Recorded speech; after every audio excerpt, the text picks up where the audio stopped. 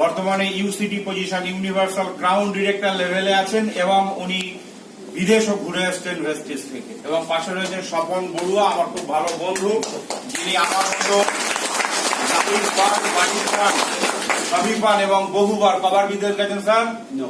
9বার বিদেশ ঘুরে এসছেন। এবং মরিস গ্যারেজের একটা দামি গাড়ি, গাড়িটার দাম কত স্যার? 35 লাখ টাকার একটা গাড়ি।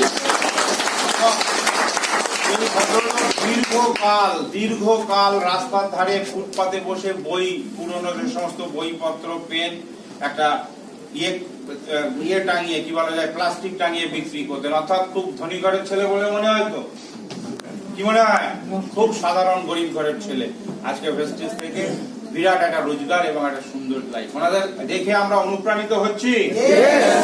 দেখুন, যদি আপনি প্লাস্টিক বা কাঠ হন, যতই আগুন আপনার